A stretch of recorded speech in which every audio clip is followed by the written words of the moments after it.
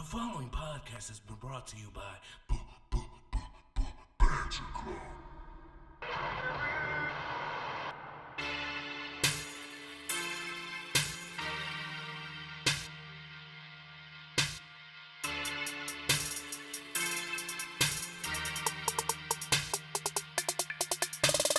Oh, ladies and gentlemen, boys and girls, children of all ages, Ramblemania show proudly brings to you it is I, one half of the longest reigning tag team champions of the world. The Angel of Death 6XL, joining me as always is I, your other half, the longest reigning Ramblemania tag team champions of all the time. All the times.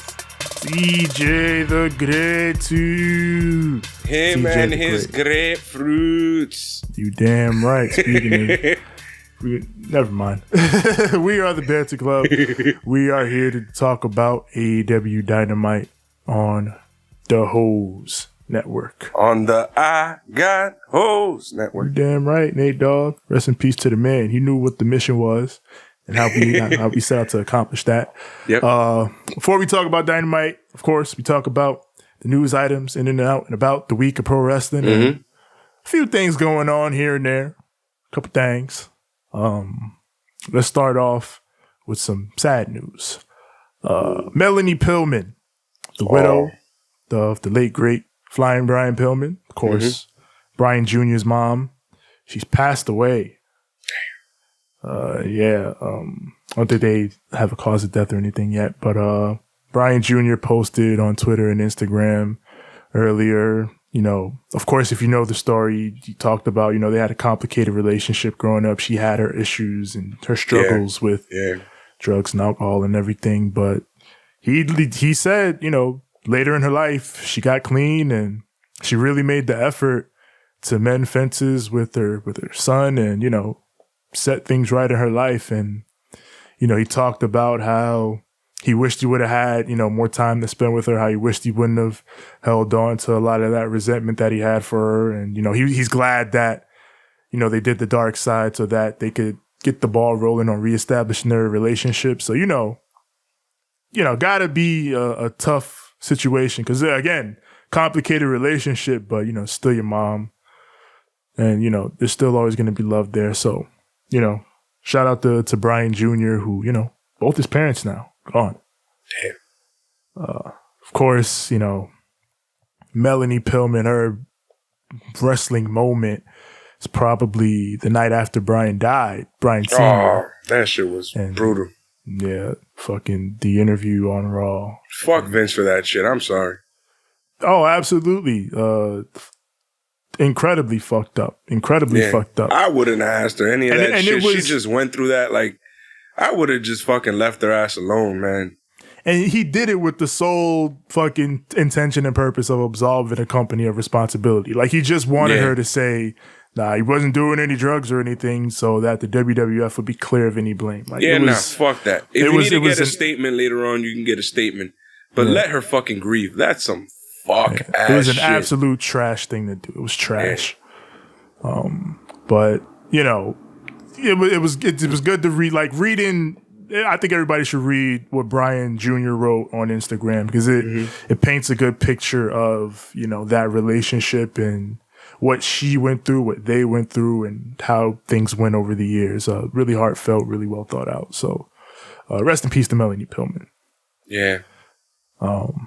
On a different note, Liv Morgan, she about to get into the acting game. Mommy.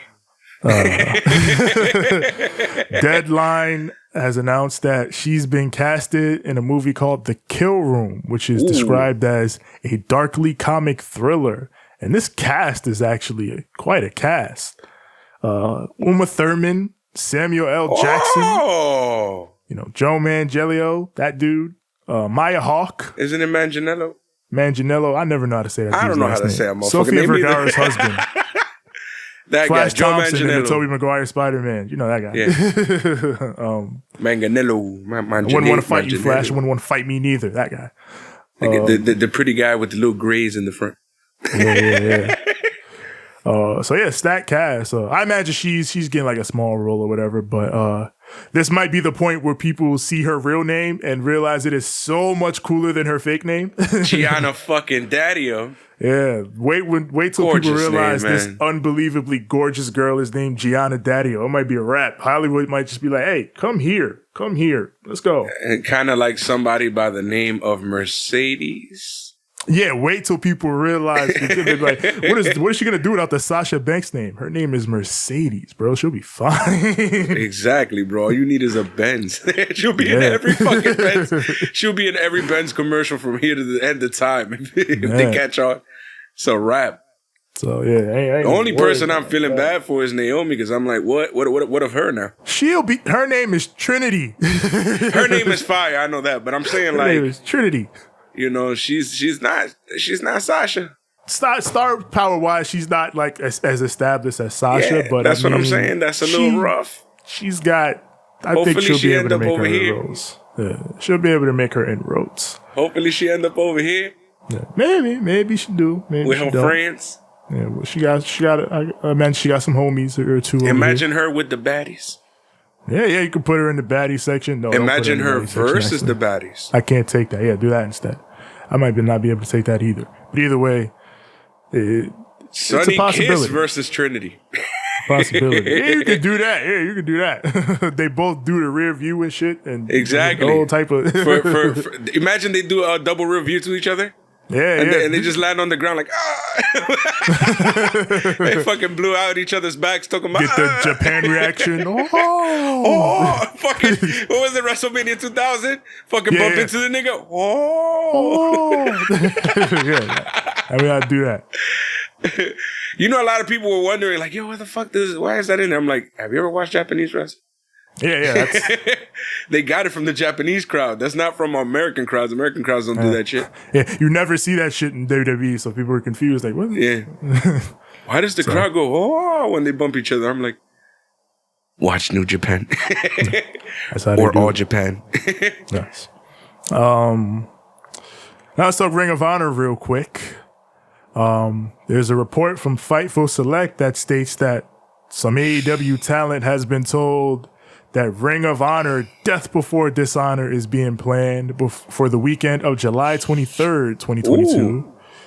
Expected to take place in Lowell, Massachusetts. So, guess, Ring of Honor don't want a pay-per-view real quick, trying to get their stuff going. I imagine, all the champs will be on that.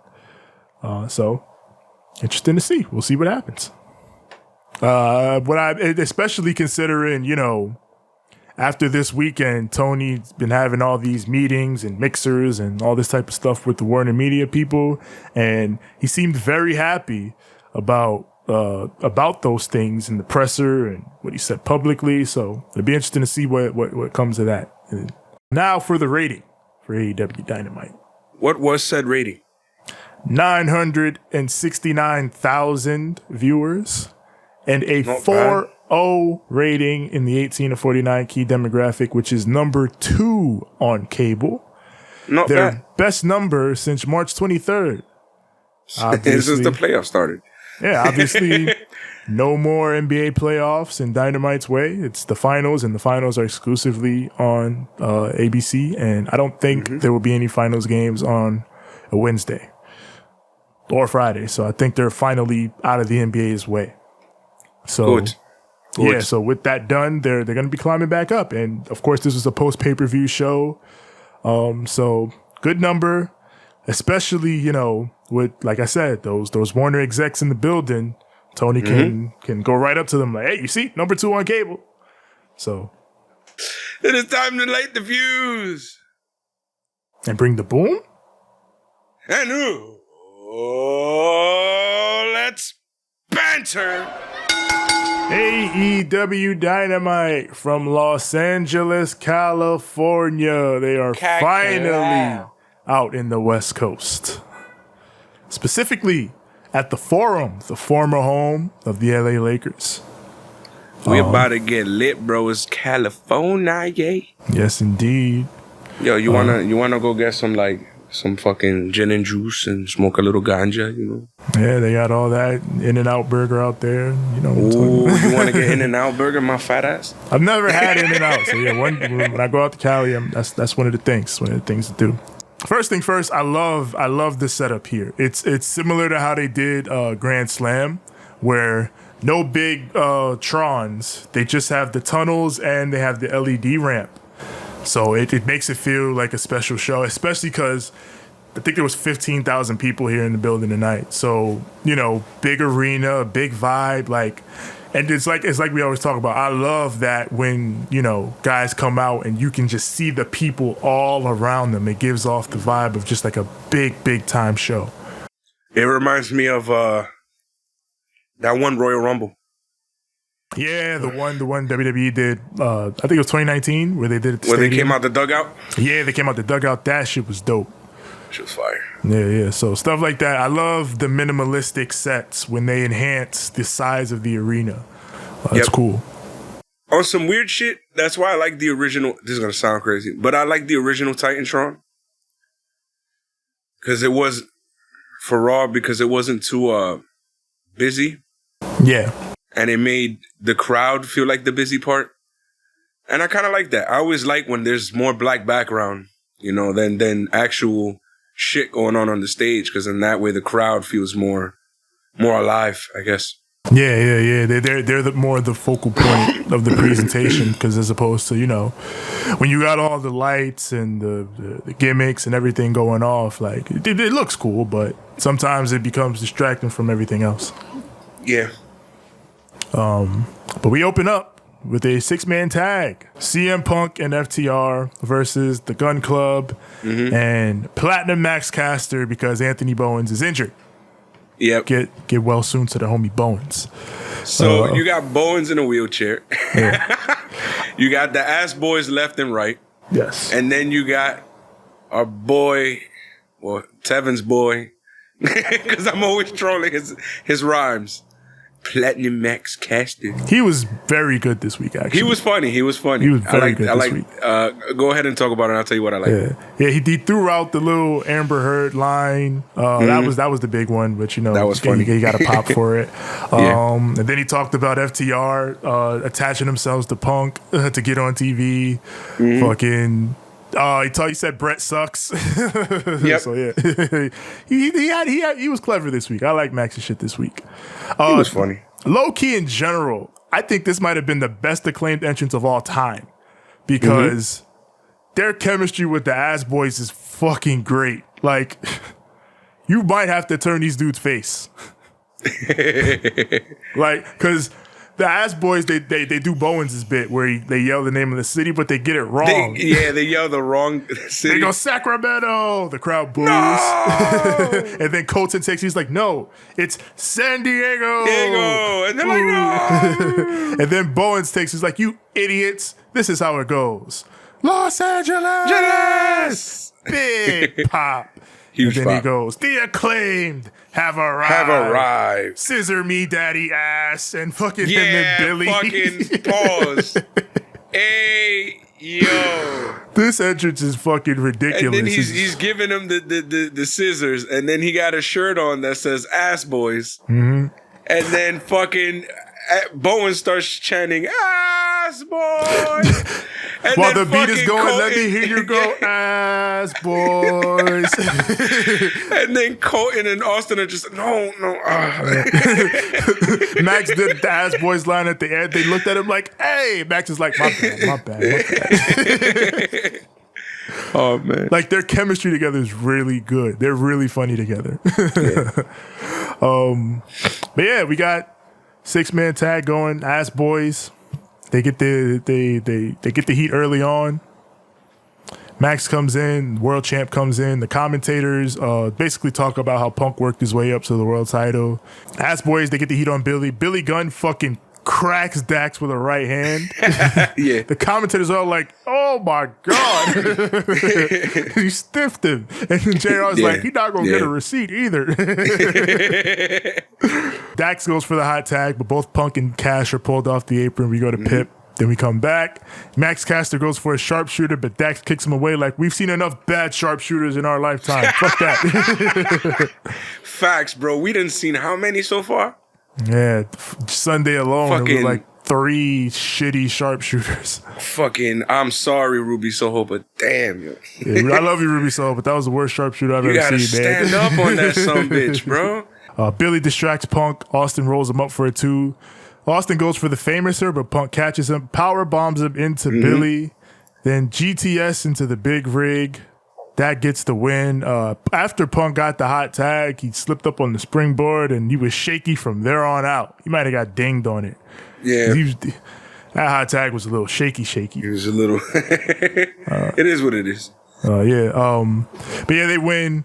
Afterwards, Punk gets on the mic. He's like, of course, I've never done drugs, but I imagine this is what it would feel like. Says, there's still roads to travel, and I know that I have to get better. But that's what this championship is about, right?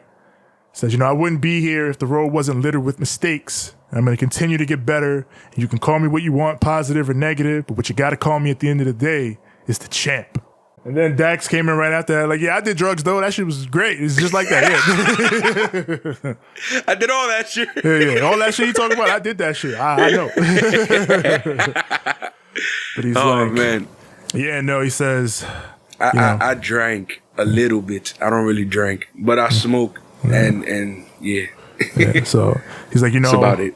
I love pro wrestling. So he says, I got my wife and my daughter here in the crowd tonight, and those are the only 2 things in my life that are more important to me than pro wrestling.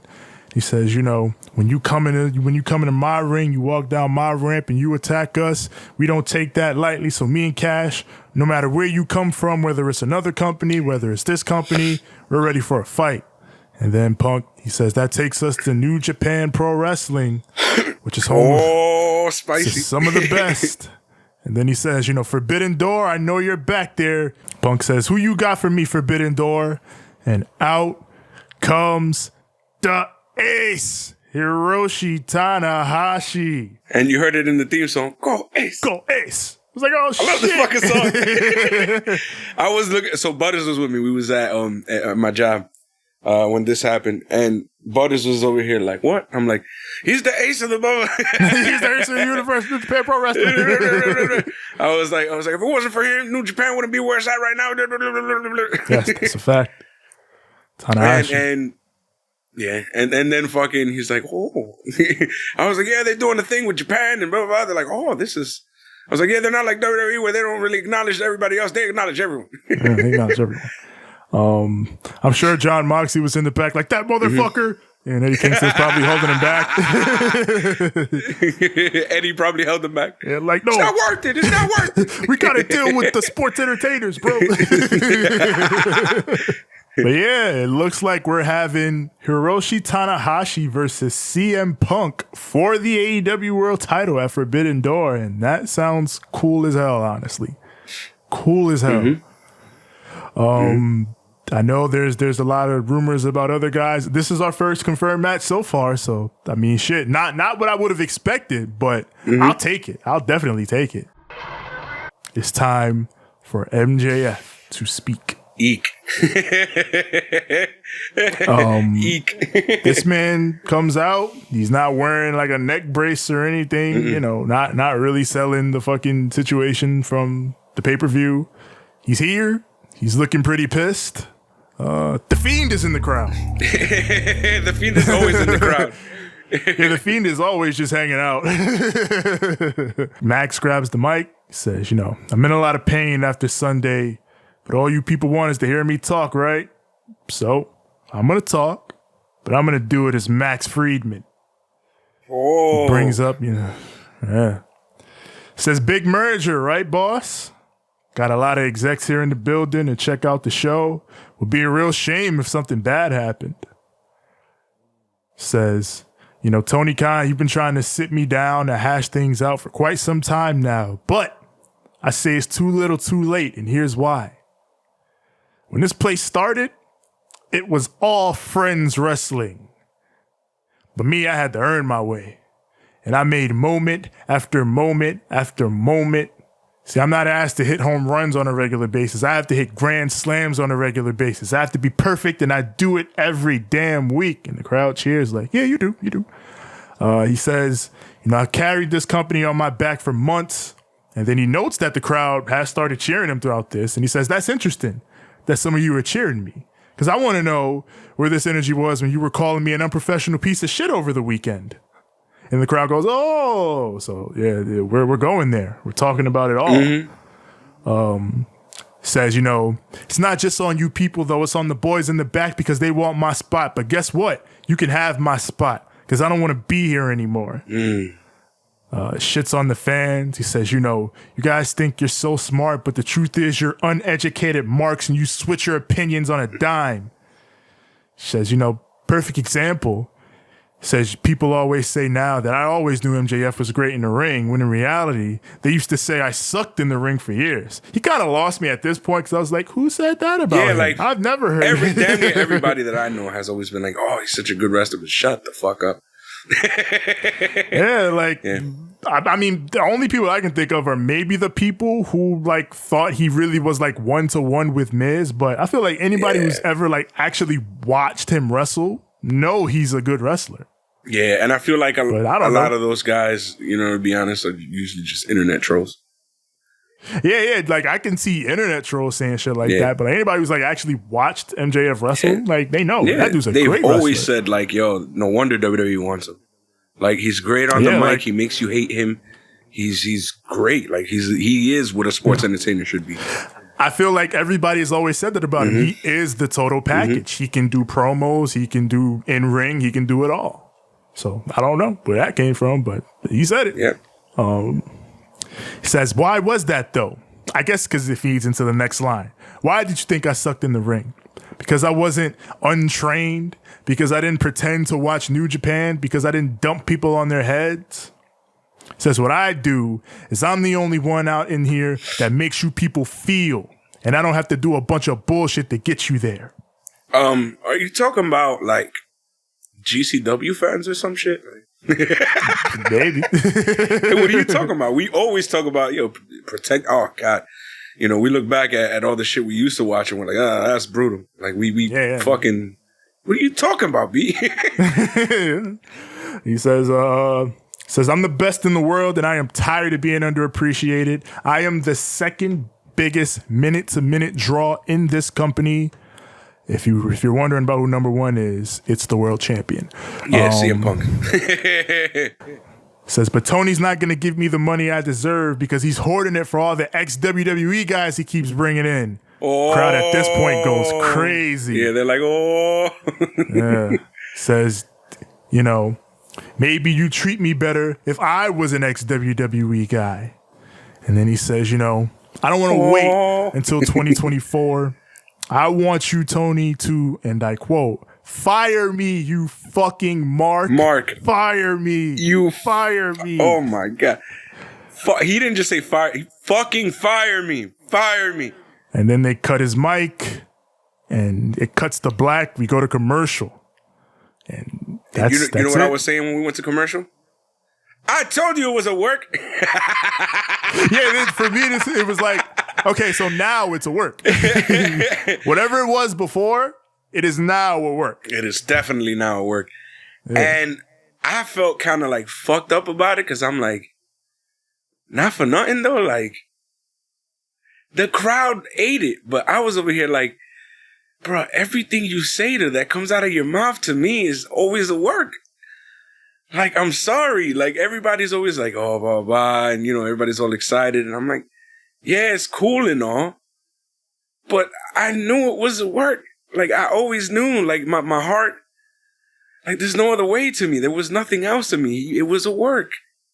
I mean, obviously there's a ton to unpack with this, but yeah, like, I get it. For the crowd, for the story, it's good. It's good. It's just, like, for some people to call it the pipe bomb, I'm like, no, because to me that was his pipe bomb. This is for sure his pipe bomb. His pipe bomb, but not when CM Punk did it. We kind of like we turned them face after that. Like we fucking.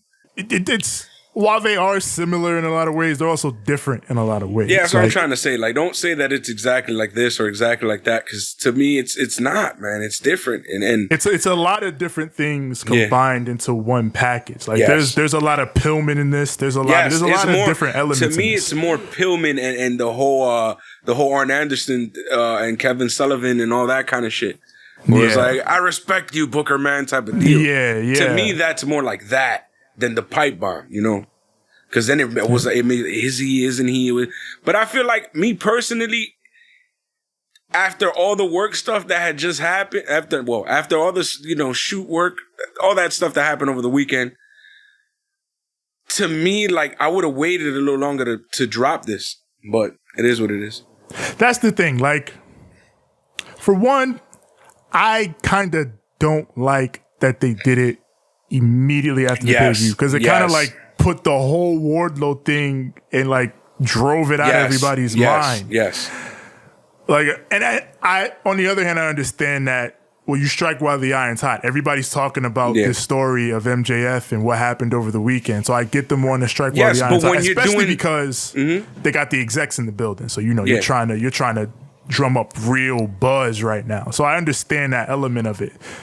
It's just, I don't know. Me personally, I wouldn't have done it this week. I'm gonna tell you what it is. Yes, strike while the iron's hot, but in this case, for what you were going for that real work shoot angle, if you would have given it time to settle, and then he just comes and boom, just does it. No introduction, no MJF is gonna talk, no nothing. He comes out at the end of the show, goes ape shit, and then like does this whole gimmick that he just did, and it would have been way more effective to me. Yeah, I mean, there you get what I'm saying? Like, there is that. You give it a second so that when it does happen, it's like, oh, it's happening now, and then boom. Yeah, there is that part of it, because it was a scheduled MJF segment instead of just him randomly coming out like other guys have done in the past. But I find it super interesting that he basically went full on anti-AEW grifter in this. Like, he outright said all friends wrestling, talked about all the ex-WWE guys and untrained guys, all that shit that, all the anti-AEW people be saying. He took all that shit and put it in this promo. Mm-hmm. Like, I'm surprised that he didn't say some shit like, this place is now all ex-WWE, because they be saying shit like that too. But it's even more interesting, I find, is that he did that, and then at the same time, he attacked those people with the whole your opinions change, and then you act like they were always your opinions to begin with. Yeah. Like, because as MJF himself will tell you, Cody Rhodes is one of his best friends. Yep. And Cody Rhodes was the first person I thought of when he said that. Because you said it. Think of how many people fucking shit on Cody before, when he was in AEW, and then the moment he jumped to WWE, they were... They were big Cody fans. Oh. And then there was a whole bunch of guys who was the other thing, where it was like, he comes in and they're like, oh, Cody, oh, now he's everywhere, oh. and flip side too, like there were people who liked Cody before, then he jumped, and now they hate Cody. Like, there were people that switched up on Cody 100%. You were sucking his dick when he was here. You don't know what to do with Cody, blah, blah, blah. Yep. Then he went to your show and you were like, oh. The fuck up. Yeah. So, like, it's interesting because, of course, MJF has always leaned into that during his AEW career, but this was the first time, I think, where it was the very center of his promo. It was the entirety of the content. And in many ways, it's genius because... Like, you could see it online after the promo. Like, that anti-AEW crowd was fucking galvanized by this promo. Because now they feel validated. Now you got a fucking guy on AEW TV saying all the shit you're saying on the internet. So now, if nothing else, it gets those people in on the product, even though, they claim they hate it or whatever. But now those people are watching like, yeah, you tell them. And Now, it creates great intrigue and drama going forward. I liked it a lot. But I would just say this about it. The work shoot stuff in pro wrestling is tricky to play with. Because obviously, when you do it right, it can elevate a career or an angle or even an entire company to unseen heights. Like, the pipe bomb, stuff like Pillman, the Heyman promo on Vince and the Invasion. Like, when you use it right, it can elevate something a great deal. But there's also a flip side to that. You're going to hate me because I'm going back to the well? Another good promo that did the same thing. We're just gonna keep you right where you're at right now. All his ECW promos are basically that. Yeah. Yep. Austin's ECW promos are basically just him shooting on his time in WCW, and how pissed off he was that they dropped him like that. Yep. But yeah, again, there's a flip side to that where if you play with it too much, you lose the essence of telling your story. Yeah. Because now there's no way to believably play off this real life issue with a fake wrestling match. Like, you don't want to do stuff like, I don't have Scissor Sid. Remember that? Yes. Or you don't want to do stuff like the first Roman Reigns and John Cena feud, where Cena basically outlined everything that was wrong with Roman Reigns as a character and how they wrote him. And then we were supposed to believe that Roman being booked to pin Cena in a fake wrestling match was supposed to fix that. And of course not. You went outside the kayfabe. You can't fix that with kayfabe. You went too far outside the kayfabe to fix it with kayfabe. Yeah. Unless you're giving him a brand new contract. Yeah, there's got to be an end game to this that you can parlay back into kayfabe. Because, I'm saying this because by the end of this, he's straight up yelling at Tony Khan. Tony Khan, fire me, you mark. And, MJF ain't gonna wrestle Tony Khan. So, I mean, there's only so far you can play with that before you lose the essence of telling a wrestling story, and you're outside. You're too far outside the kayfabe box. So I would just say, be careful. And I'm sure they got a plan or whatever. Because I think Sean Ross Sapp reported that after the pay-per-view, MJF and Tony Khan had a meeting and they talked about some things. So I'm sure some of this might have been the result of that meeting. They probably came up with the idea or whatever. So they probably have a plan, but I'd be careful. And I mean, as far as the contract dispute, as I've said throughout this whole thing, I get Max's side and I don't necessarily disagree with him. Yeah. He is their hottest young commodity. And truthfully, he probably could be their longest lasting commodity because he's not as wild in the ring as the other three pillars, especially Darby and Sammy. Yeah, because them motherfuckers is trying to die. Yeah. So I don't think he's wrong to want more money, and I don't think he's wrong to want to test the free agent market. And on the flip side, I understand Tony Khan's point of not wanting to pay him without the long-term commitment, because that's what has been said. Tony Khan doesn't mind giving him more money. He just wants him to sign an extension alongside with it, which is, it's like any Supermax extension or anything that happens in any real sport. That's always what happens when you re-up and, when a young player, plays well beyond his contract level and he wants more money, they give him more money just with a longer commitment to the team. So that's normal. And obviously throwing MJF a mega bag for him to go to WWE would reflect extremely poorly on Tony Khan. So I see why he doesn't want to just, okay, here, have $1 million, and then 2024 he just goes to WWE. That would look awful on Tony's part. Exactly. So it reminds me, just going back to back, you digging into the Austin bag, I'm going to dig into the basketball bag. Let's go. It reminds me a lot of Pat Riley and Dwayne Wade in 2016 in the Miami Heat, where both parties were trying to do what they felt was the best for themselves, and they just couldn't get over that disagreement. Like Dwayne Wade, he was never the highest paid player on the Miami Heat, and he wanted to be because he was the greatest player in franchise history. Yeah. But Pat Riley's point was, I can't pay you this big amount of money because I need us to remain competitive. For like, if you want to continue to play for championships and shit, I can't pay you that much because then I can't get other players to put alongside you. And they clashed over that. And then Dwayne Wade ultimately left and went to Chicago. But it's a similar issue here. Like, you know, MJF wants more money and Tony's like, I can't give you more money if you're just going to fucking go, you know, extend. But, you know, ultimately Dwayne Wade came back to Miami and finished his career with the Heat. And my hope is that MJF stays in AEW, if for nothing else, because so much of his absolute best stuff, his tippy-top best stuff, I just can't see them doing over there with him. Mm-hmm. I can't see it because it's stuff like this. It's so far outside the box, and it's Max being Max and straight out of his mind. I don't know if they'll let him do all that stuff over there. They could, but to me, I feel like just because I'm like everything that comes out this man's mouth is a work to me at this point. So, like, to me, they probably been fucking settled on a nice little contract. It's totally possible that Tony, they had that meeting. Tony was like, all right, I'll give you a raise. And then they went with this. It's totally possible. Maybe even before that. Maybe before this whole situation. And they were like, you know what? Let's work this into an angle.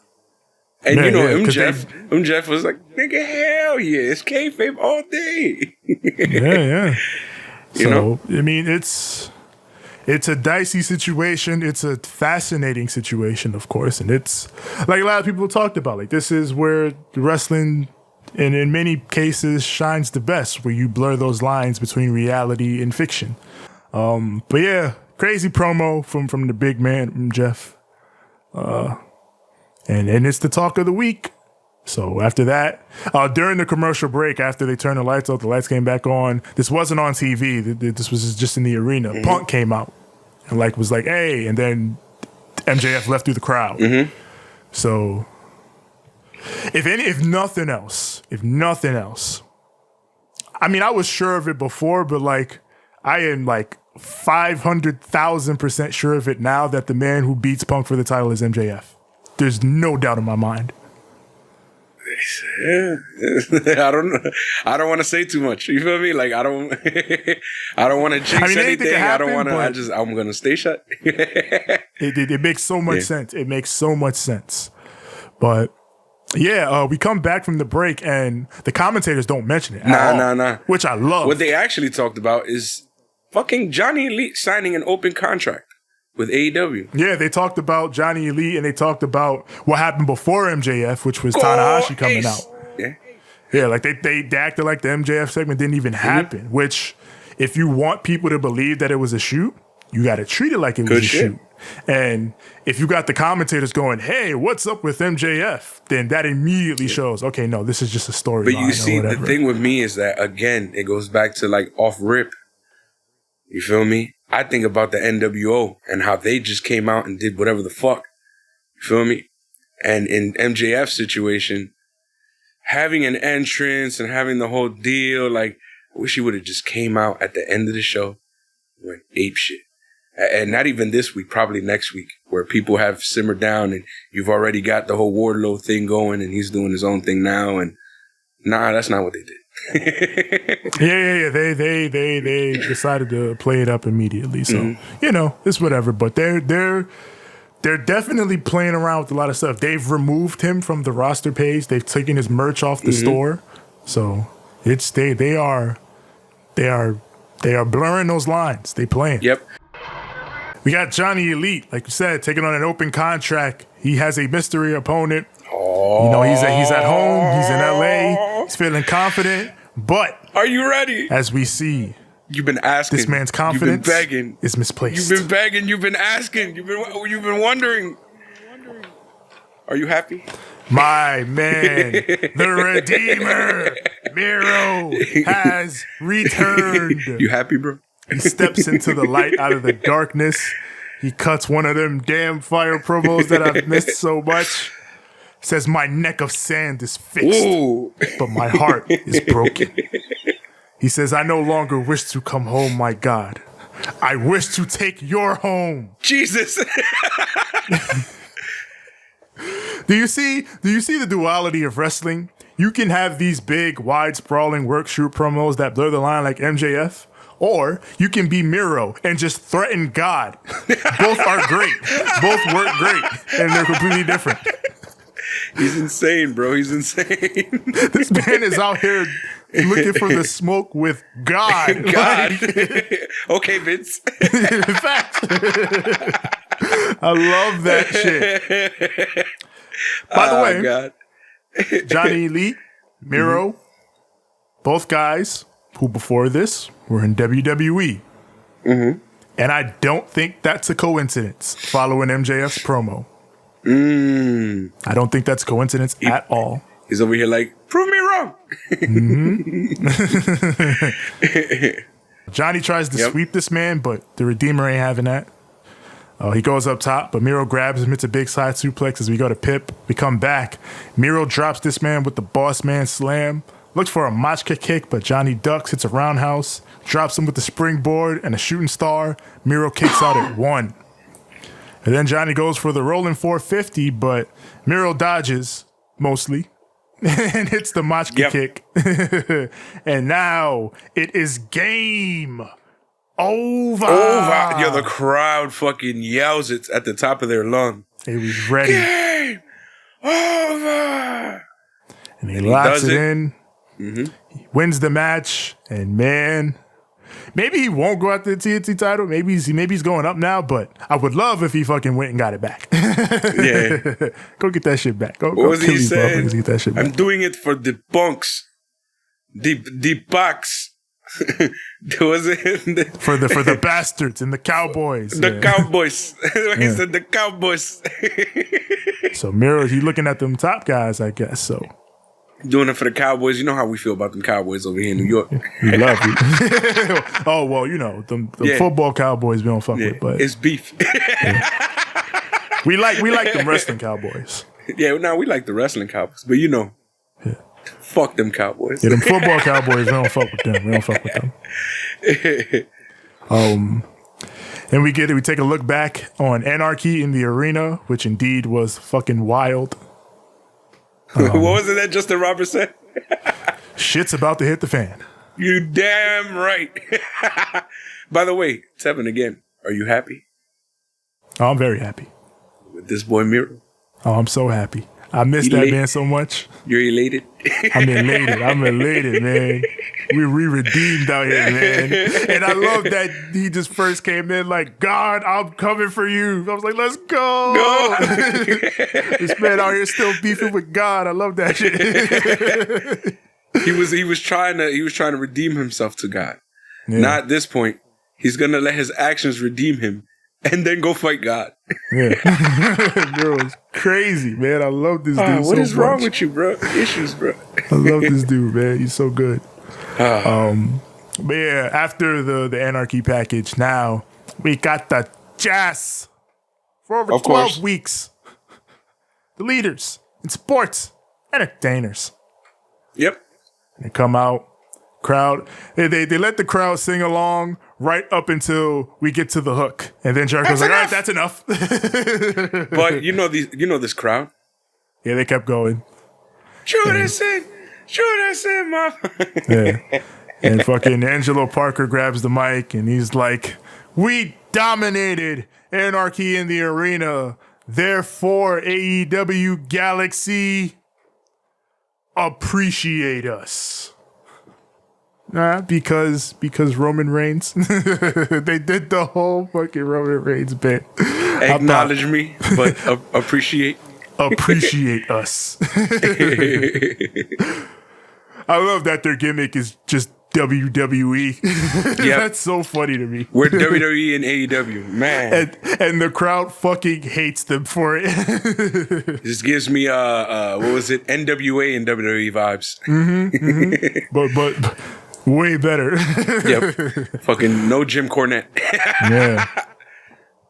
And they're not actually doing like fucking shit that was out of style. Well, I mean, they're doing fireballs, but they're doing.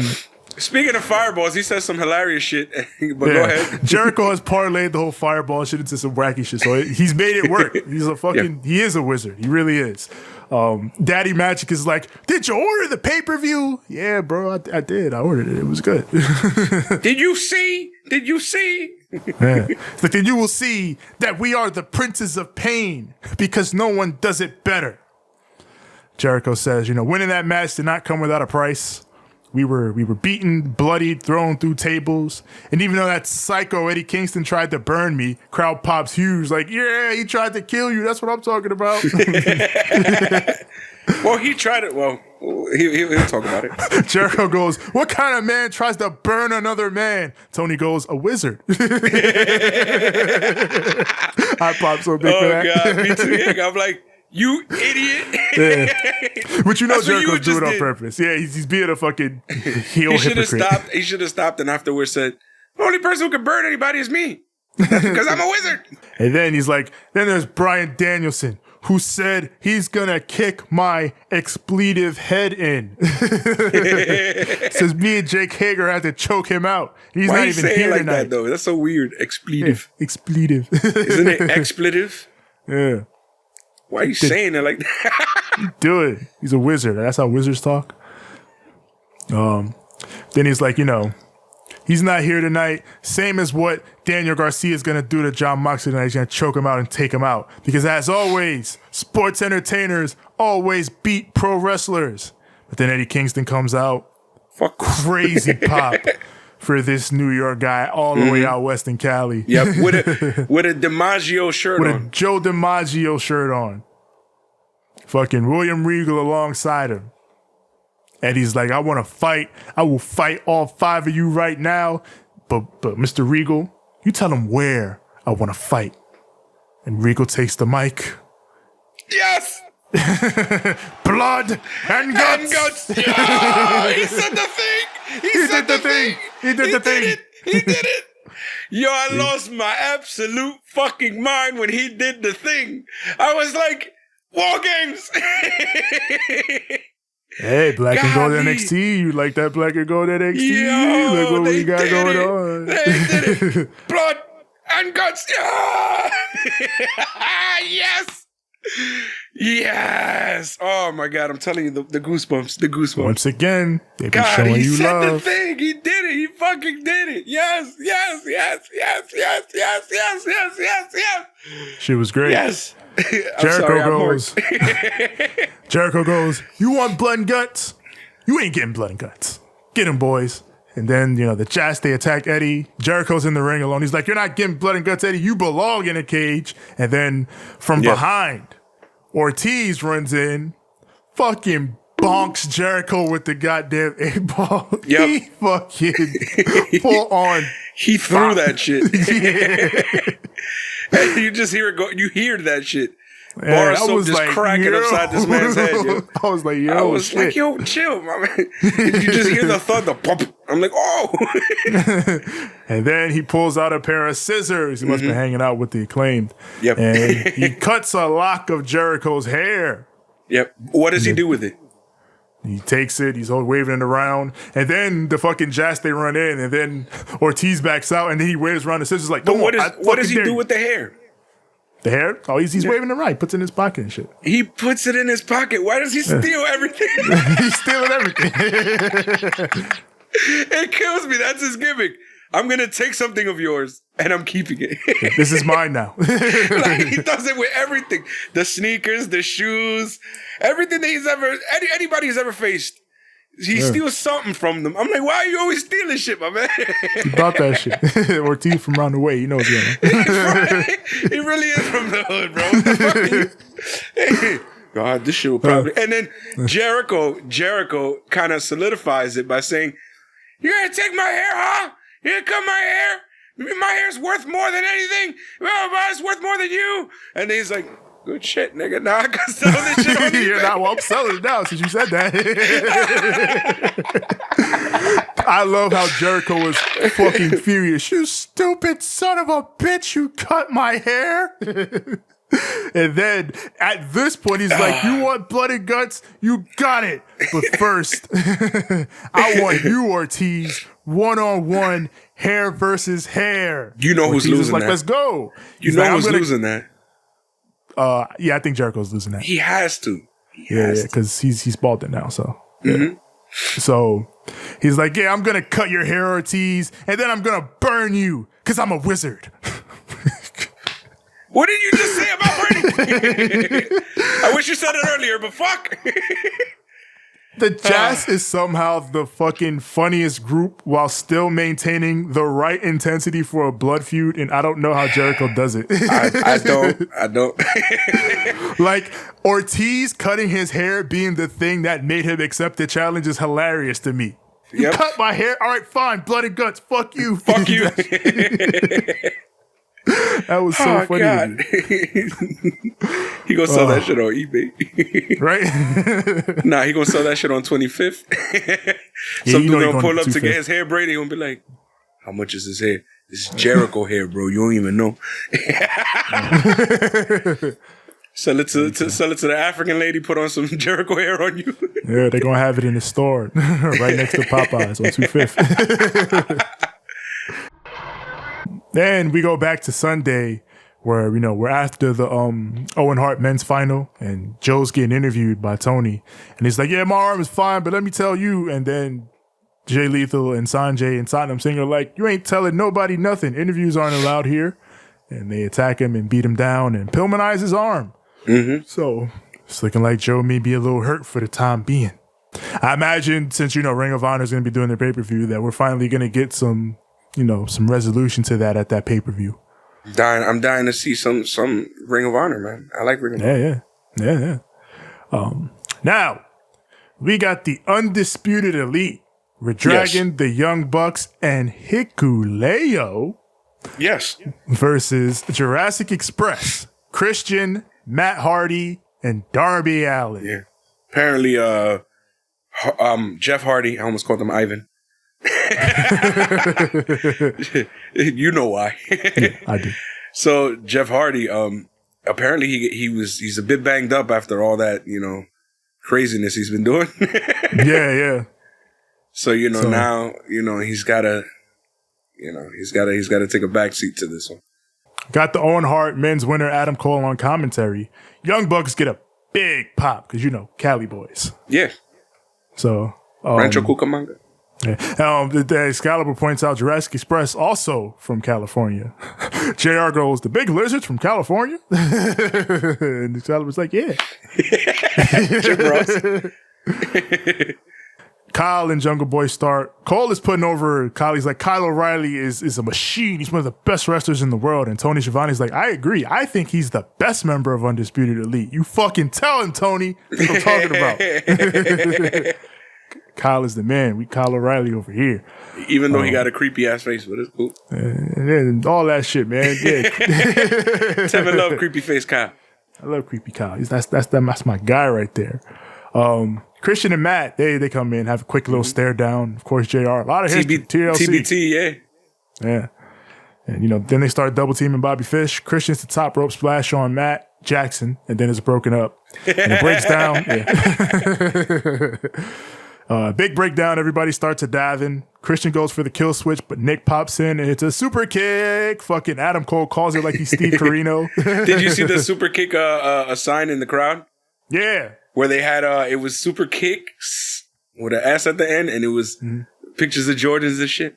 Yeah. Because they're always wearing super kicks for their super kicks. Yes. As usual, Bucks got so on collect the ass. Yeah. We come back from break. Dino hot tag is on. Luchasaurus does a fucking T. Harris into a spike Rhino on Nick. And then Jungle Boy jumps off his back for a destroyer on Matt. That should look crazy. Yes.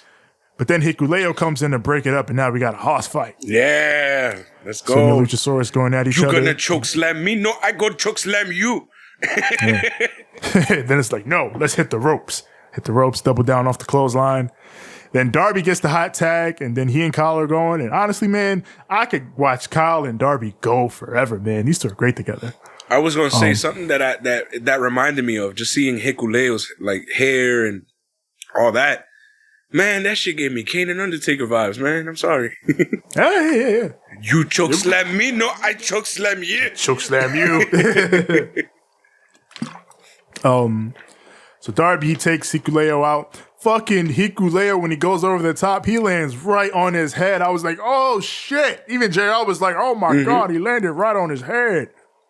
But he's clearly okay enough, I guess, because Darby goes for a coffin drop. Hikuleo catches him and throws him right into ReDRagon for chasing the dragon on the outside.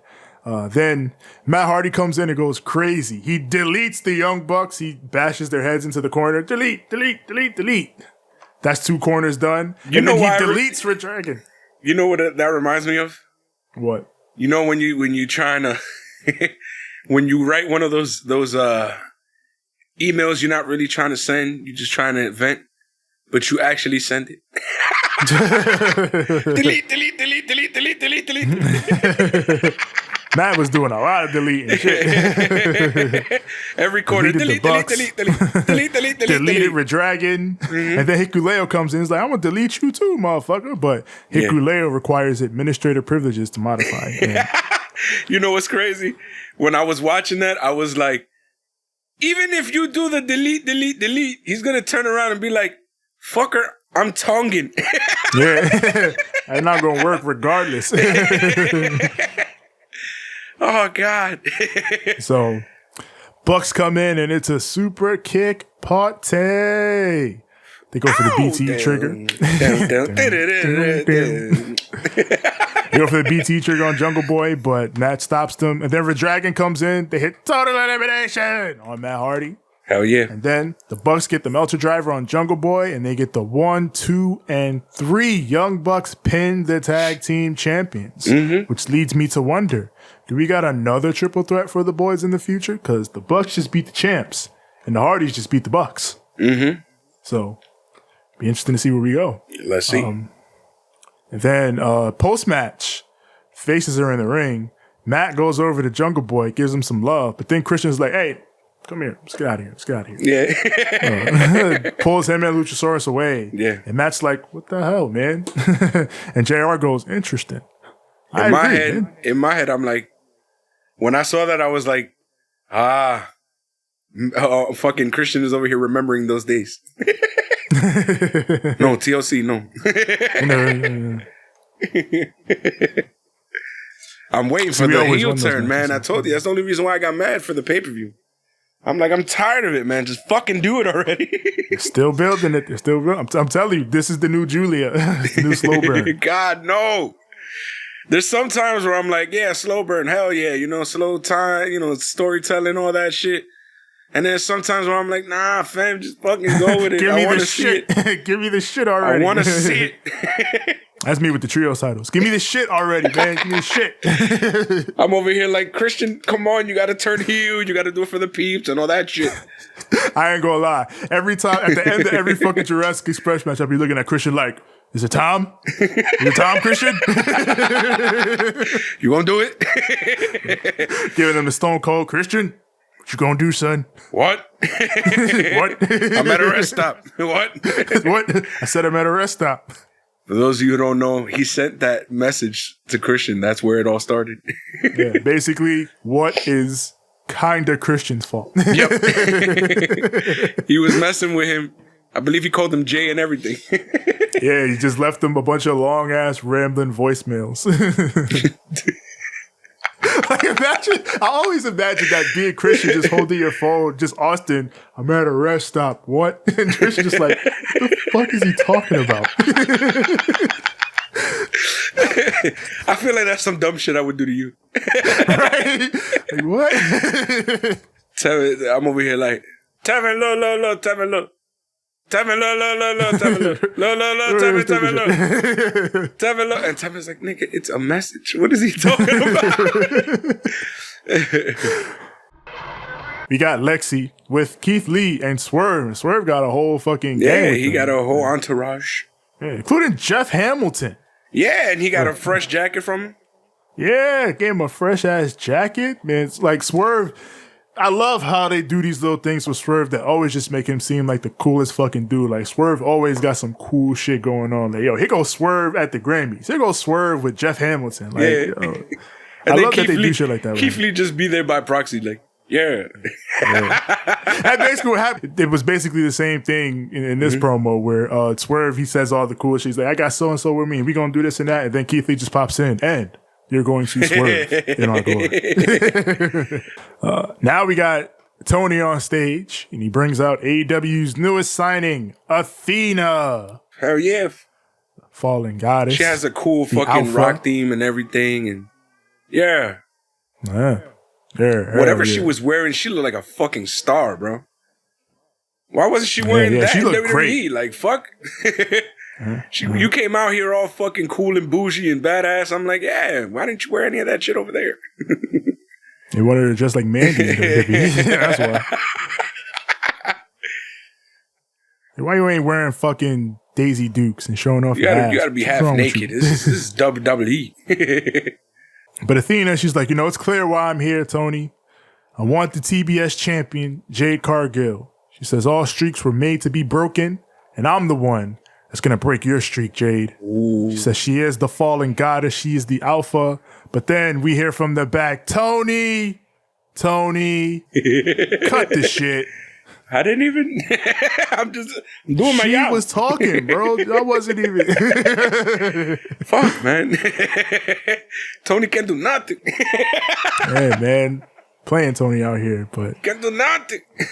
Yeah, Jade comes out, and then she's like, let me introduce the best talker in the game. She ain't lying. She throws it. She damn sure ain't lying. She throws it to Big Stokely Hathaway. Hell yeah. I'm just going to call him Stokely because. Yeah. I feel like Stokely, that sounds cool. It's a cool name, Stokes. Yeah. That's what you going by on Twitter now, I think, Big Stoke. Hell yeah. So I like that. I think it's because of goddamn fucking, what was it, Luke Cage? Yeah. That Stoke last name is fire, bro. Yeah. Stokes. Mariah Stokes. Stoke, man. Stokely, Stokes. All that shit. So, Stokes says, as Jade's publicist, I have to let you know that this woman is a queen, a goddess, our TBS champion. And I know you want your little title shot, but and then he puts up the mic to Jade. Not today. And then they both like, hey, we fucking got her. And then bars. Yeah. And then Kiera Hogan steps up like, you want to fight? You can fight me. And then that looks like that's going to pop off. But then Anna Jay that's a whole Chris thicky little fight. Little thickies fighting. There's a whole little thicky situation going on here with Anna Jay, Chris Statlander, and fucking Kiera Hogan, and everybody. Everybody staring down. It's popping off. And just like the pay-per-view, we got a little 6-woman situation. Yeah. And then Stokely's like, get the security out here. Get him out of here. Get him out of here. Get security out here. And then the refs come out and he's like, good. That was dope. Back him up. That was dope. Yeah, I like this. It's a good little situation. Hey. I like that, we involving more women and shit, and we building a new angle with a hot new signing. I like this. I like all this. I like that. Fuck Mark Sterling. Yeah, Mark Sterling is done. Now we got Fuck Mark Sterling. We got Stoke. But I mean, this was the move. Stoke. when we talked about it when he first left WWE, like Jade and Stokely, that's the money right there. That's the money. Hell yeah. And you can already see it. And Smart Mark is going to be more than fine. He got like 30 other clients on the show. So, and you got a whole bunch of other shit going on. So Smart Mark is good. For my Bad Bunny fans, you got Red Velvet and Kiera Hogan. Bebecita. And then you got Jade Cargill. Bebesota. That's for my Bad Bunny fans. Y'all know what I'm talking about. Shout out to the Benito peeps. Yo, he got that new album. Fire. People said they're loving it. Yeah, people loving it. That shit is that. Yo, I already hear it. And it's crazy. It's like the weather got warm. Boom, Bad Bunny album. And everybody's just bumping it now. Yeah, he picked the right time to drop, too. Hell yeah. Like, the moment it got warm, every car that I hear, fucking Bad Bunny. And I'm like, damn, son, he did that shit. Yeah, man. Now, we got Wardlow versus JD Drake. I'm going to say some things after this, but it's cool. The big man comes out, no more security. And at first, he's still rocking no music, but then the music kicks in as he gets to the rim. Nah, they did it right. They did the Goldberg. Yeah, they did the Goldberg. They're following him coming. No, they did the Austin technically. Yeah, because Goldberg always had all the whole crowd and shit. But with Austin, what they did was they showed him walking towards the tunnel and walking out. Here's where they fucked it up to me. They should have played the video and the music the moment that he got, to the tunnel. And then you blank that out and then you show that. And then boom, it has a bigger impact. The way they did it, where he comes out, there's still no music. And then when he gets to the stage, then you play the music. I don't like the way that looks. It looks weird. It's odd. Yeah. If everything was blacked out, it would have been cool, but it wasn't blacked out. So yeah, they were playing his Tron and stuff. Yeah, it was weird. It was awkward. Play the music when he's about to hit when you see him going up the stairs. Play the music then. Moment that he's about to hit them steps, play the music, and then don't keep showing him going up. Flip straight to the thing camera, the stage camera. And boom, it gives it a bigger oomph, Just letting y'all know. Yeah, so he hits the stage, and then the music starts. It ain't War Pigs, but it's fine because it's his old theme. Yeah. And this is War, which I was still happy to hear. I was like, yeah, it's back. Yep, they showed it in the background. This is War, and I was like, but I'm telling you, the music and the thing were off, and I'm like, it's throwing me off a bit, bro. Y'all fucked that up a little bit. So you get to this match, and you know how it is. JD Drake hits War Dog with some big chops, but Wardlow ain't having that shit. Gets him in the corner, just lifts him out like a fucking child and drops him. And JD Drake is not small. Nah, he's a big dude, yeah. Yeah. So, and now it's time for the Powerbomb Symphony. But Wardlow, I guess he was like, actually, I kind of like you, JD Drake, because he only gave him 2 powerbombs. Like, I'm gonna take it easy on you. Yep. Two. Go ahead. I was gonna say 2 powerbbombs, and he pinned him. Yep.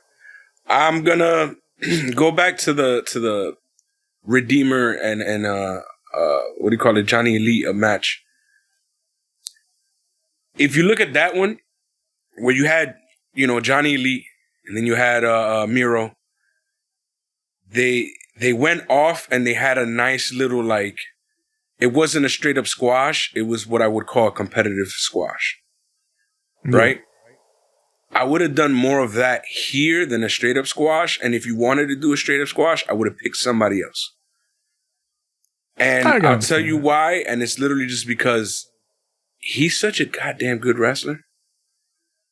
Drake is really, really good. If you ever watch this man, he's such a really good wrestler. And it didn't look, they got there at the end. But if you notice at first, the crowd isn't really you know what I'm saying? He's not a tiny bumper. Yeah. You feel me? There's guys that are small and they just bump the shit out of everything. And it looks gorgeous because they're just bumping like motherfuckers.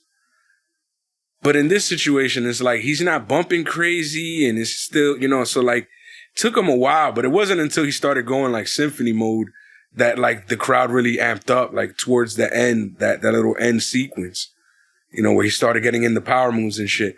So it's if you were going to do this match with somebody of this caliber, I would have had them do either, like I said, a nice little, not straight up work, not straight up, what do you call it? Squash match, but, like a competitive squash instead of a straight up squash match. Because the straight up squash match, you would have had to get somebody in there smaller who can just bump their ass off. I saw someone on Twitter say they would have brought in Biff Busick for a quick one with Wardlow. Yes, because he would have bumped crazy. If there's anyone that would have had a great 4 to 6 minute match with Wardlow, ain't nobody better at doing that shit than Biff Busick. Yep. Because he would have made Wardlow look like a monster. He would himself look like a monster because that's Biff's specialty. He knows how to fucking put these types of dudes over in these showcase matches while making himself look good. So yeah, I would have put Biff in there. So you get what I'm saying then? Yeah. I feel you. So yeah, because I remember reading that on Twitter and I was like, ooh, I like that. So Tony, if you're listening, Biff, bring in Biff. Bring in Biff in general because Biff is the man. Yeah, get Biff. Now, Tony comes to the ring to talk to the big man, but out comes smart Mark Sterling in the security detail. And he's like, Wardlow, you think you're so great, huh? Attacking all the security. You think you can do whatever you want? Well, you better read it and weep, big man. And he sends one of the security guys into the ring. Wardlow's like, this guy doesn't watch the product. He drops the mic. He literally said that. Like, this is not, he didn't kind of say that. He didn't say that with the way he said that. I am verbatim quoting Wardlow. Yeah. This guy doesn't watch the product. This guy doesn't watch, and he fucking murders him.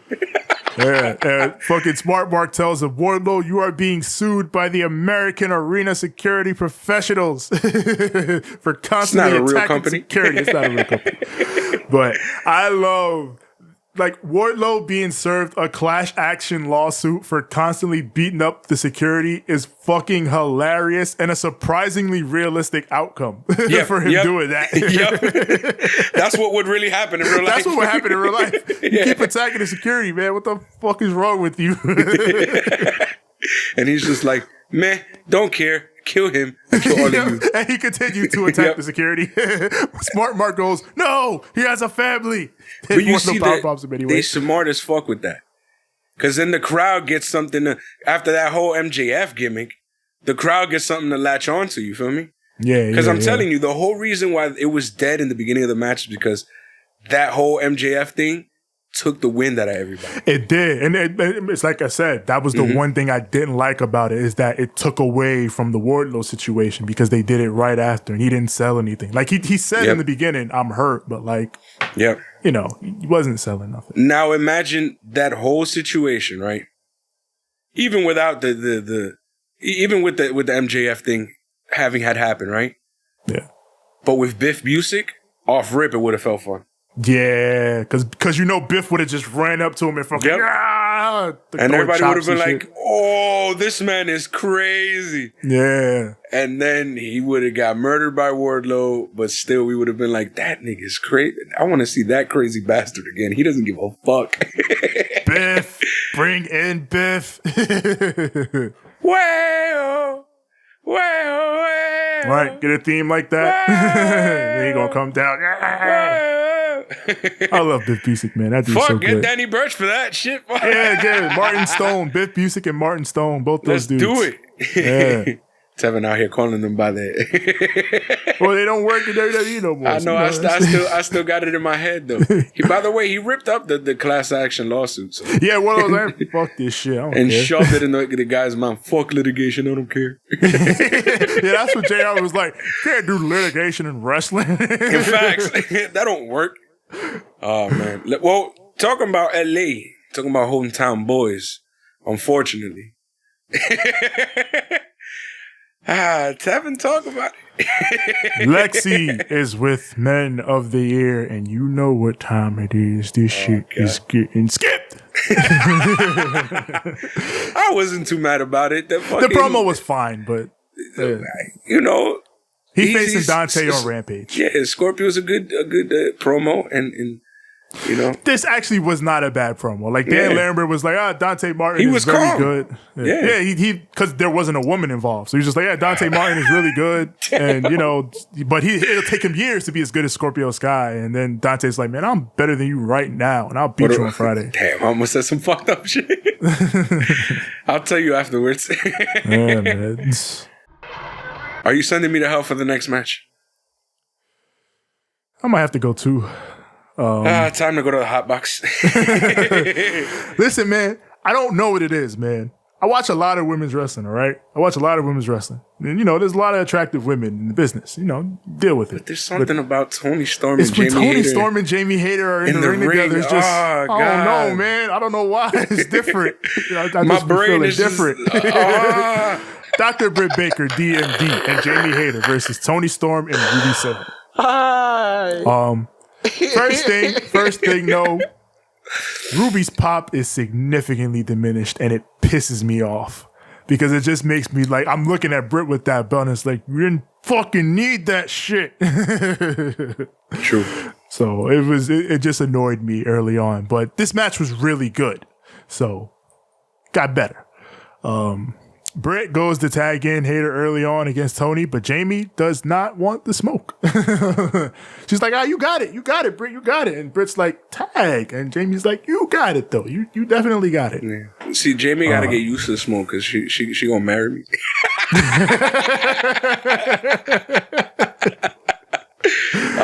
Banter. She running from me now, man. I used to.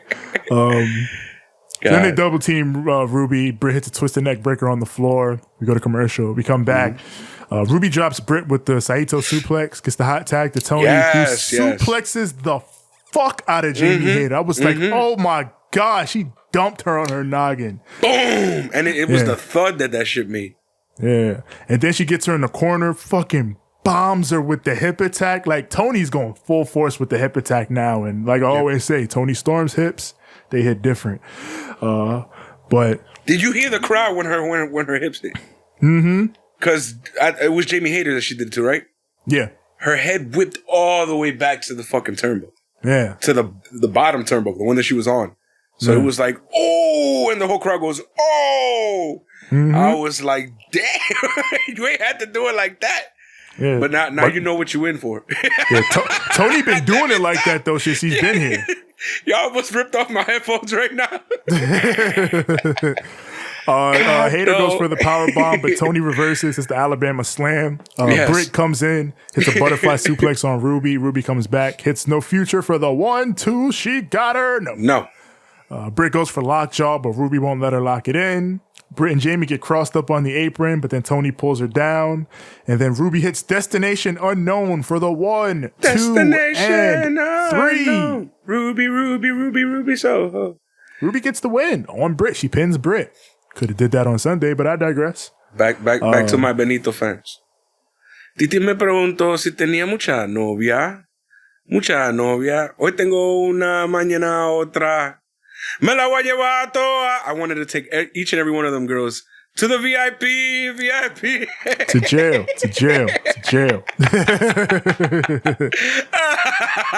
Do not pass go. Bro, do not collect $200. I was swooning. I was simping, swooning, all of it, bro. Get me out of here, bro. Good for them, though, for giving Ruby the win. Good for them for at least doing that. Yeah, but not for nothing, this was a good-ass match. Nah, this was a really good match. I like this. I thought this was Britt's best performance in a good long while, truth be told. The crowd was so into it, too. Crowd was going crazy for it. This was a really good match. I like this a lot. Hell yeah. This is awesome. Yeah, everybody looked great here. Good match. And they pushed, because that was kind of the story here. They pushed Britt and Jamie. They did it subtly, but again, they're pushing Britt and Jamie and how one day that's probably going to break off. It's the Christian thing again. And I'm like, just fucking do it. Do it already. I'm not as crazy about it with this one, especially because Jamie Hayter's being hilarious as a heel. Yeah. And I'm pretty sure she's probably going to turn face if they do it. Yeah. That's probably the way they're going to go. She was being... Did you see when she pranced to the ring and was like, oh, look at the poor baby, she hurt. I was like, yo, you such a heel. Because, like, you see her on the bottom, she just runs over and pulls Toni Storm off the apron, then she comes back like, oh, I'm so sorry. I'm like, you're such a heel.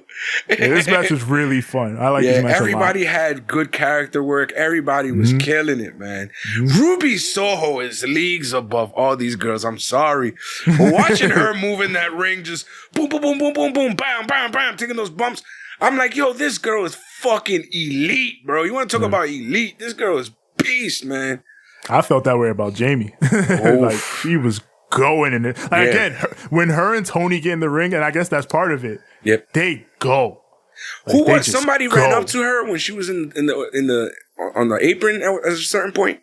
Yeah. Or some shit. And like, bro, she fucking bumped like a fucking pro. I was like, yo, what are you doing?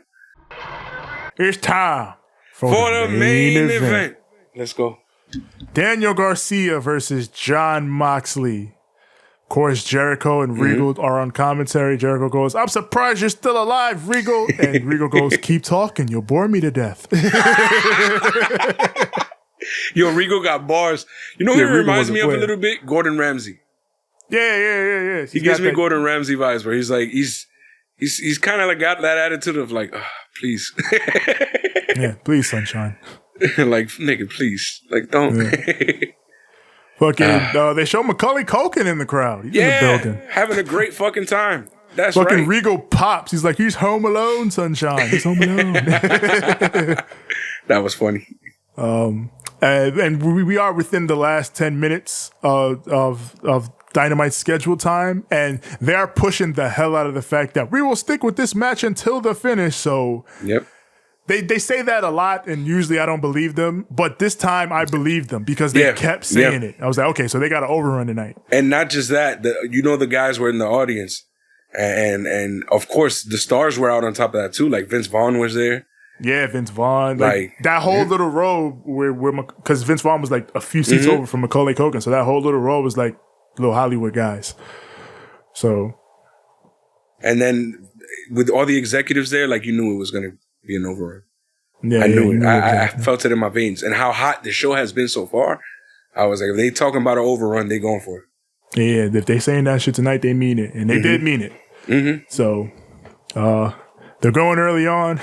Fucking Moxley extends his hand to Garcia like, come on, man. You know you want to be a pro wrestler. Stop playing. Yeah. You know you ain't no sports entertainer. That's what I mean. I'm like, this is where you belong. The fucking Blackpool Combat Club. You know you should be with us, but Daniel Garcia's brainwashing is too strong at the moment. Did you see that Tom Clancy game inspired hoodie that what do you call it? Moxley was wearing? Yeah. It looked mad Tom Clancy-ish. Yeah, it did. Like no, it looked, Mox be living. but it was a Blackpool Combat Club sweater, but very, very Tom Clancy looking. It was cool. Mox goes for the paradigm shift, but Garcia tackles him through the ropes, and Mox is stitched up from obviously Sunday, and them stitches have opened up. So he's bleeding. Garcia sets up the steps, but Mox fucking suplex throws him onto the edge of them shits. That looked nasty. And you heard the crowd and the commentators, everybody was going on about it. It looked like he was trying to kill this poor kid, bro. Regal's like, John Mox is on my team, but oh my God. That was rough. Salute to Brutal even for my taste. Yeah. Isn't that right, man in the mask? Yeah. When William Regal is like, that's my enemy, but damn, you wildin'. Oh, God. So Mox hits a middle rope suplex for a 2 count. Then he goes to choke him out, but Garcia rolls through and he hits Mox with the MMA elbows. So then he goes for the choke, but Mox rolls through and then he hits the MMA elbows. And then he goes for the Juji Katami, but Garcia counters into an STF. Jericho puts him over big here. He's like, I was the man of 1,004 holds. Garcia knows 43 more. Yeah, I was like, ooh, I like that. Yeah, you weren't really the man of 1,004 holds, motherfucker. You just...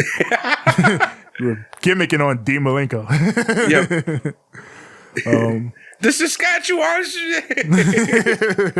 What was this? Something redundant? What is it? Yeah, the moss covered three-handled redundant. The fuck was that?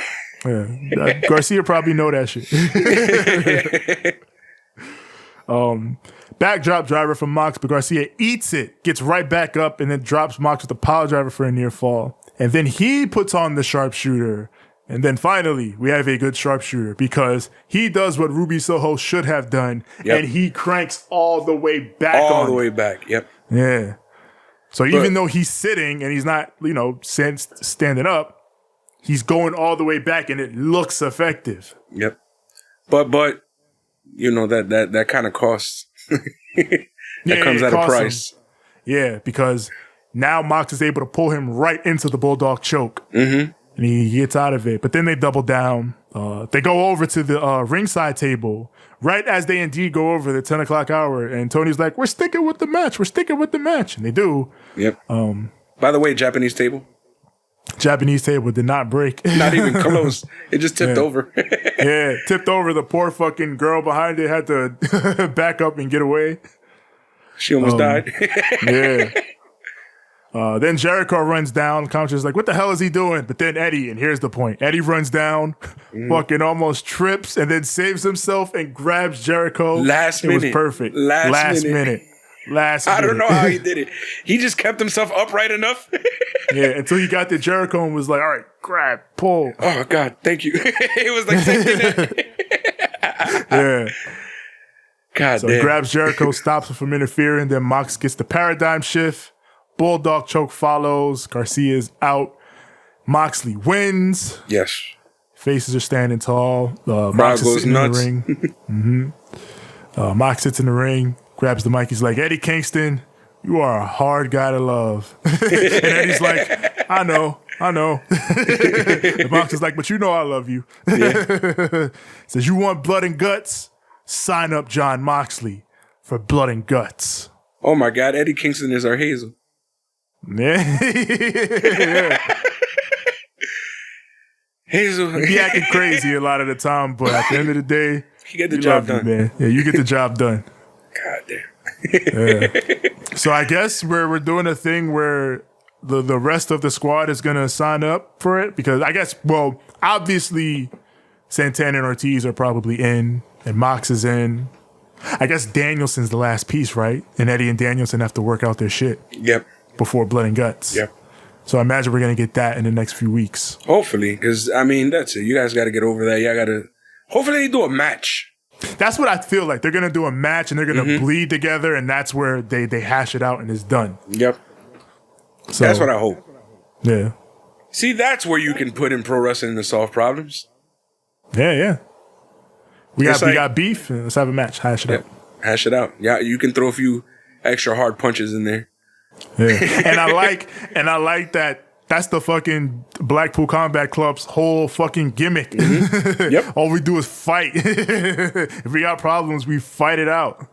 Yep. And then William Regal will come up and slap both of you, and then, amen. And then you straight. God is good. Yeah, all the time. All the time. God is good. I thought this was a great show. Yep. Great show. Yep. Best show I've seen in a long time. Definitely. Ratings should probably go through the roof for this one because this was crazy. Everyone was hype off the heels of fucking Double or Nothing. I don't know one person who wasn't going crazy for this. Yeah, man. Like, obviously, the big talk of the show is MJF.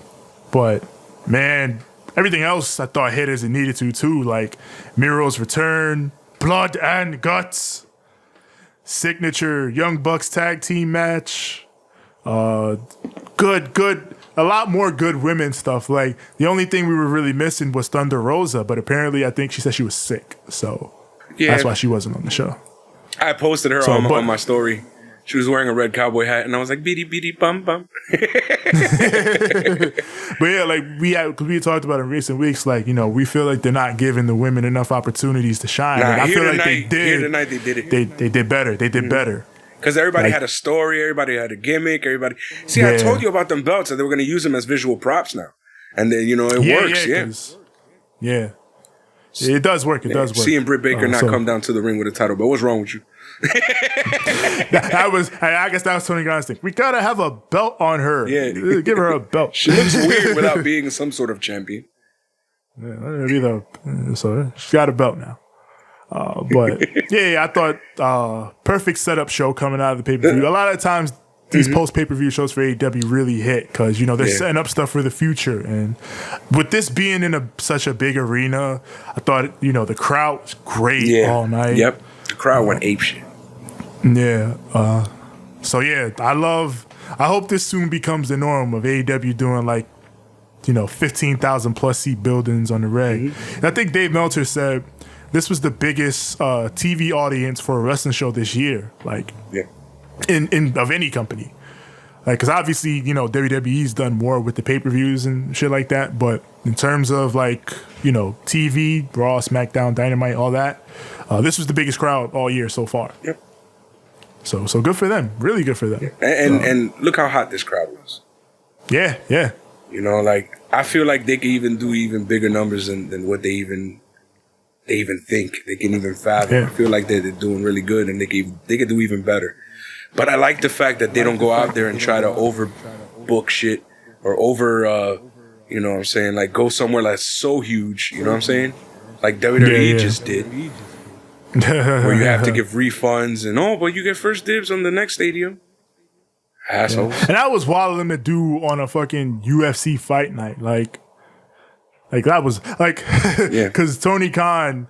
Apparently, he was the one that told Dana White, yo, WWE had to move their shit, which is hilarious to me. And then, you know, of course, WWE fans got mad and they were like, hey, why Tony fucking talking shit? It was like, man, he said it to Dana White. That's a baller move. At that point, like, You just got to go with it. Yeah. And I mean, shit, if AEW was ever dumb enough to try to fucking do a stadium show against a UFC card, they should get made fun of too. They would deserve it. So, yeah, why would you do that? Yeah, this was fun night of pro wrestling, and you know, got a lot to talk about coming out of it with the MJF stuff and everything else. So you know, that's what you want, and especially in front of, like we've been talking about all night, all the executives and stuff. Like if I'm Tony Khan and you know I get to show them we sold out the Forum, 15,000, they're great in the ratings. You know, look what we got going on here. We cooking. Yeah, that things are lining up for them, and hopefully the execs see that shit and they go, you know what? We kind of want these guys on our side because they're not only are they making money, but I mean, look at the people. Like everyone's excited. Like this is gonna make money not just for them. Like this is gonna make money for everybody involved. You know, and I hope that the game developers and the merch people and all that look around and see, wow, we have a really viable asset here, and we should probably go even more into it. Let's go for it. Like I'm over here waiting for fucking by the way, it just happened on my TV again. Eddie damn near busting his ass. But yeah, you know, I would look at that and be like, well, maybe we should, because I'm looking at the title belts and shit, like maybe we should make more. Maybe we should do this. Maybe we should try this. Maybe we should try to cut a little, you know, here and there and make a little more money. And, you know, like, because I'm looking at all the merch shit WWE has. They're selling merch off their ass, you feel me? Like even shit that's not even relevant anymore, like fucking shit from like thousands of years ago. And now that AEW has all the Ring of Honor stuff and all that, like they're looking really good, man. They're looking really good. And hopefully everyone who's around them sees that and helps them, you know, keep going. You know, I'm not here to feed Tony Khan's ego or feed Tony Khan. I don't give a shit. I'm here because all them fucking wrestlers who busted their ass all these years, they deserve something, you feel me? They deserve the spotlight finally. They deserve to get the recognition for their hard work and their pain and their struggles and all that shit. They deserve the money. They deserve every ounce of what they're doing. And if you're excited about all this MJF stuff, then this happens because AEW has risen as a viable number two and a viable alternative. Like we weren't getting things like that in the past 20 years because of the fact that WWE was the only big game in town. When there's more competition, when there's more spread out among the pro wrestling landscape, then you get these types of cool things because the boys are driving the business and the boys get to have more leverage and freedom to do cool things. So, you know, it's like you said, it's not about feeding Tony Khan's ego or being a fan of his or anything like that. It's about wanting to see the business grow and succeed. It's not easy to be a pro wrestling promoter at all. Like it's a lot of hard work. It's a lot of things to do. Yeah, and you're not always gonna see everything, you know. Sometimes there's shit that, you know, you're so in the business and you're so into, you know, working that you might not step back and go, wait a minute, it would have been better if I did this, fuck. You know, and then, you know, you learn from it and you work, you know. So that's the way I'm seeing Tony Khan right now. People are forgetting, he's been a wrestling promoter for 3 years. He's doing better than Impact did. Like, that's the thing. Like I say that, you know, it's not easy to be a pro wrestling promoter. Just to highlight, you know, what Tony Khan has done again, because I think, like, especially with this MJF promo and him calling him a fucking mark and all that, it's like, it's easy to say that, but like, Tony Khan knows what I keep saying it. Tony Khan knows what the fuck he's doing. You don't get this far without knowing what you're doing to some level. Like same as Vince and anybody who's ever been to this type of level. You gotta know what you're doing to get this far in the business and expand your business this much. And I've always said, you know, regardless of what you think about the product or the Vince or whatever, like he's the greatest promoter of all time because of what he's accomplished with this company. Like he made it into a global enterprise, billion-dollar company. Like you don't do that if you don't know what you're doing. You just don't. Like, and Vince, as a businessman, expanded his business. Gotta respect that. Gotta respect that, no matter what. So yeah, this shit is hard, and as far as business goes, you got to have the acumen for it. And like so far, number 1 and number 2 are Vince and Toni, and they seem to both be doing great things to expand their business in different ways right now. So you heard that, Bischoff? Number 1 and number level. 2, Bischoff. You heard that? With all that we just said, let them know where to find. Yeah, let them know where to find us, B. Find us, B. Find let us. Them know. Holla at us. Let them know. Yeah. You already know. Find us on Instagram at Ramblemania Show and at Banter Club Podcast. Find us on Twitter at Ramblemania, Facebook.com/Ramblemania Show. Also find our group there, Ramblemania Show's Banter Club.